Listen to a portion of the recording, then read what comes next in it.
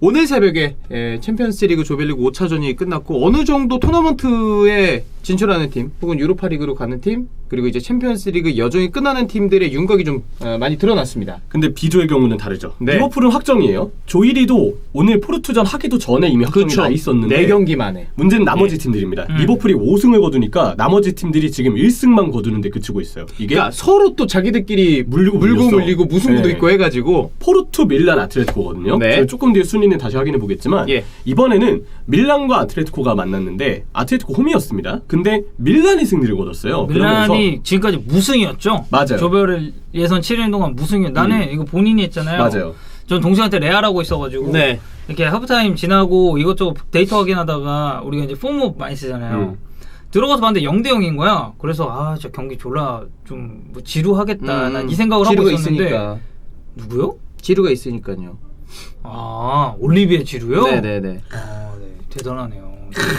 이래서 영입했구나. 그러니까. 이거 바로 받았으면 재밌는 포인트인데 한덕현이 몰랐어. 아니야, 다 알았어. 알고 일부러 알았어? 친 거예요. 남타까지. 와. 남타까지. 역시 이런 정도는 돼야 이제 완벽하게 추적화됐다. 그렇죠. 아니 롤을 많이 해서 그래. 롤에서 남탓 졸라 하거든. 요즘에 롤 아예 안 해. 접었어. 너무 힘들어. 남탓을 너무 해서. 네. 그래서 어쨌든 네.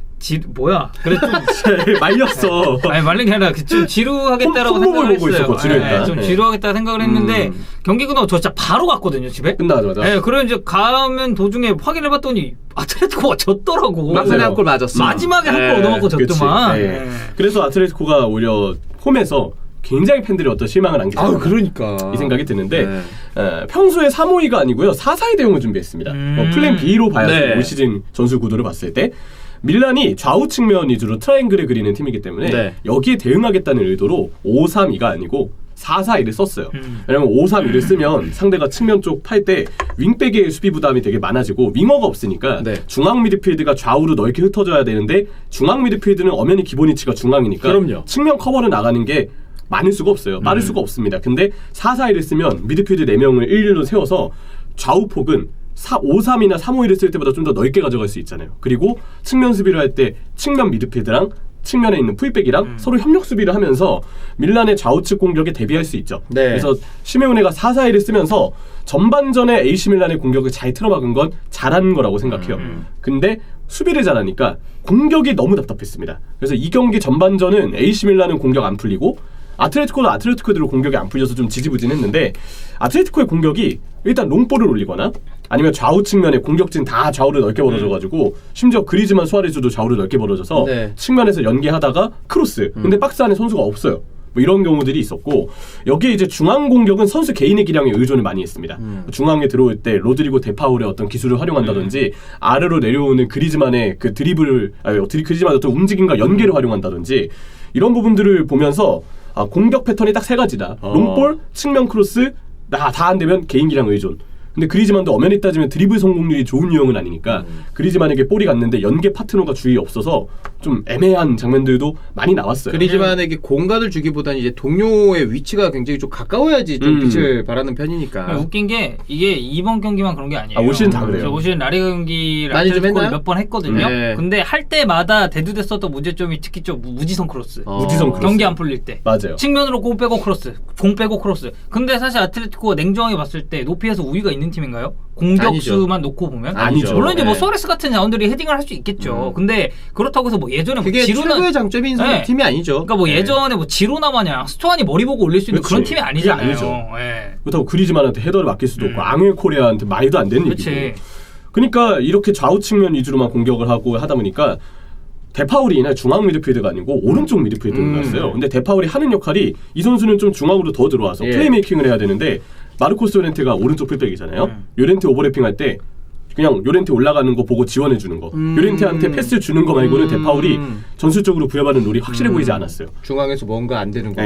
네. 물론 데파울이 자기 나름대로 좀 중앙 들어가가지고 뭔가 해보려고 했는데 전술 기조 자체가 이러다 보니까 데파울의 역량을 아주 200% 300% 끌어다 쓰기에도 무리가 있는 팀 전술이었다 이 생각이 들었고 그래서 후반전에 시메오네가 아 우리 이대로면 안 된다. 후반전에 공격 좀 더 신경 쓰자라고 네. 해서 공격에 신경 쓰기 위해서 선수들을 대거 왼쪽으로 이동을 시킵니다. 중앙 미드필드 르마도 왼쪽 중앙 미드필드였는데 공격적으로 많이 올라가고 오른쪽 측면 미드필드였던 데파울도 공격 시에는 대각선 방향으로 움직이면서 중앙이나 왼쪽에 수적 우위를 도와줬고 섀도우 스트라이커의 그리즈만도 왼쪽으로 들어와서 왼쪽 수적 우위를 계속 만들려고 했었어요. 근데 이렇게 공격을 하려고 하니까 문제가 뭐냐? 선수들이 자기 위치를 벗어나서 왼쪽으로 많이 쏠리잖아요. 수비 복귀할 때 전환이 매우 느려졌어요. 내려가야 되는 거리, 복귀해야 되는 거리가 훨씬 더 길어지는 훨씬 더 거야. 길어져. 이러면은 네. 사실 라인 컨트롤도 안 되거든요. 안 되죠. 맞아요. 네. 그러니까 전반전에는 수비 그래도 나름 준비 잘해서 두 줄을 바탕으로 AC 밀란의 측면 공격을 정말 훌륭하게 대응했는데 후반에는 아 우리 이제 수비 말고 공격 좀 신경 쓰자라고 하니까 갑자기 수비가 뚫리는 거예요. 그래서 AC 밀란이 후반전 경기를 내내 지배하고 있었고 후반전에 계속 수비 위기 상황이 나오니까 시메오네가 콘도그비아를 투입합니다. 근데 누구를 뺐느냐? 그리즈만을 뺐어요. 피치에 당시에 앙헬 코레아, 그리즈만, 수아레스가 다 같이 있었고 근데 그리즈만이 빠지고 콘도그비아가 네. 앙헬 코레아를 투톱의 한 자리로 올리려고. 왜냐면 AC 밀란이 계속 공격을 하고 실점 위기가 있으니까 사비치랑 오블락 덕분에 몇 번 위기 막았거든요. 앙헬 코레아가 시즌 초반 폼은 꽤 괜찮았거든요. 요즘 좀 별로예요. 네. 요즘 좀 볼도 많이 뺏기고 그러니까. 그러니까 시메오네도 야 코레아, 그리즈만 저기 이제 그 수아레스까지 3명 다 써가지고 두들기려 그랬는데 밸런스가 자꾸 무너지니까 어쩔 수 없이 그리즈만 포기하고 콘도그비아를 넣어서 일단 실점만 하지 말자. 왜냐면 이거 패하면 아틀레티코는 이따가 얘기 드리겠지만 타격이 매우 커지니까 네네. 패배만 하지 말자라는 생각으로 콘도그비아를 넣은 것 같아요. 근데 그렇게 이외에 또 투입한 자원들을 보면 로디, 헤난 로디, 그리고 여기 아까 얘기 드렸던 콘도그비아, 여기에 앙헬 코레아, 시메 브르살리코. 브르살리코는 이제 마르코스 오렌테를 오른쪽 풀백이 아니고 중앙 미드필더로 올리려고 썼던 네. 거고 결국 이제 수아레스 대신에 쿠냐까지 들어와서 마지막엔 쿠냐와 코레아의 투톱이었어요. 이렇게 사사이의 어떤 대응이 바뀌었는데 그런데 콘도그비아 그리고 브르살리코 둘의 공통점은 발밑이 되게 불안하다는 데 있죠. 콘도비아도 이제 활동량이 많고 좀 도전적으로 하는 유형이긴 하지만 좀 투박하죠 보면. 브르살리코는 연이은 장기 부상 이후로는 잔부상 이후로는 이제 예전의 느낌하고 많이 달라졌죠. 실수가 많이 늘었으니까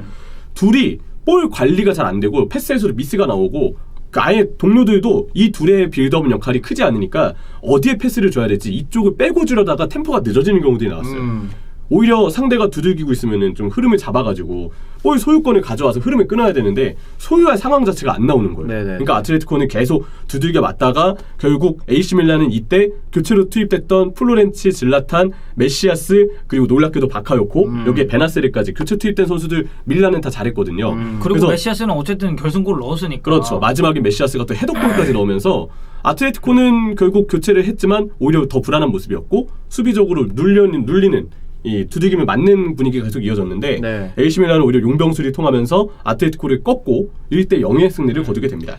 야, 이 승리가 이제 AC 밀란 입장에서도 굉장히 벼랑 끝의 승리였고 아틀레티코 마드리드 원정 가서의 승리였기 때문에 그래서 더더욱 이제 순위 상황이 정말 엄청나게 혼란에 빠졌죠. 그렇죠. 예. 반대로 아틀레티코는 10월 3일 바르셀로나전 승리 이후로 공식전 8경기 2승 3무 3패예요. 매우 좋지 않은 성적인데 시메오네의 문제점을 한 가지로 정리하면 저는 크게 봤을 때 공수 밸런스를 못 잡는 데 있다고 생각합니다.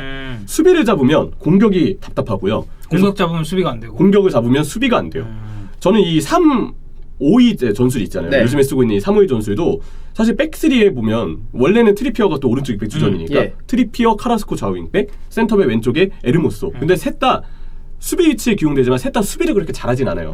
근데 시메오네는 나름 공격을 잡기 위해서 네. 3-5-2를 써서 이 수비 진영에도 되게 공격을 지원할 수 있는 형태로 조합을 짰잖아요. 그러니까 수비가 무너지는 거예요. 그래서 수비를 잡으려고 야 우리 다시 두 줄로 돌아가자라고 해서 4-4-1을 쓰면 또 공격이 안 되고 이런 문제들이 계속 나오겠는데 이거는 역시 공수 밸런스를 못 잡는 데는 되게 다양한 원인이 있겠지만 네. 제가 생각하는 시메오네의 큰 단점 중에 하나는 공격 전술의 부재인 것 같아요. 덕현이 형이 계속 얘기하셨던 롱볼, 측면 크로스, 윙백 공격진들이 그냥 좌우로 벌려서 가지고 윙백 좀 보조해주다가 결국 최종적으로 윙백에 그 무지성 크로스가 나가면서 그래. 단순한 패턴이죠 공격이. 네, 그래서 공격 마무리가 안 돼요. 롱패스는 그냥 에르모스한테만 하라고 하자. 에르모스 롱패스. 네. 그러니까 그런 것처럼 좀 답답함이 있는데 에르모스 롱패스 모르시죠? 네. 우리 구독자입니다. 아 이제 알겠습니다. 네, 이제 알아가시면 됩니다. 예, 예, 예. 반응 존나 쓰레기네.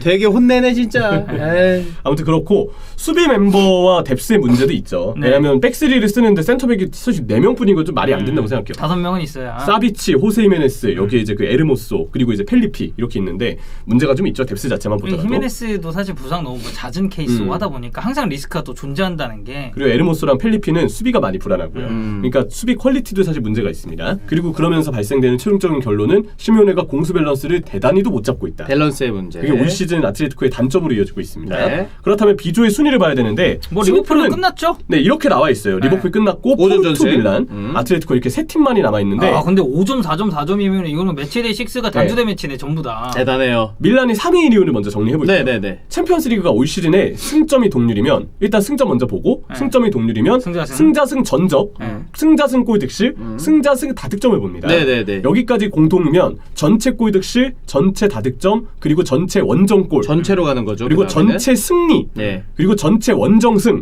이렇게 보고 그 다음에는 페어플레이 점수 이렇게 넘어가는데 예전에는 이 승자승 전적 골득실 다득점 다음에 승자승 원정 다득점. 맞아. 예, 이렇게 예, 이렇게 예. 했었어. 근데 올 시즌 챔피언스리그는 공식적으로 원정 다득점이 폐지가 됐죠. 그쵸. 그래서 승자승 기준에 원정 다득점이 없어지면서 없어져서. AC 밀란이 지금 승자승은 아틀레티코와 완전히 똑같아진 거예요. 예, 예, 근데 예. 전체 골득실이 -2, -3.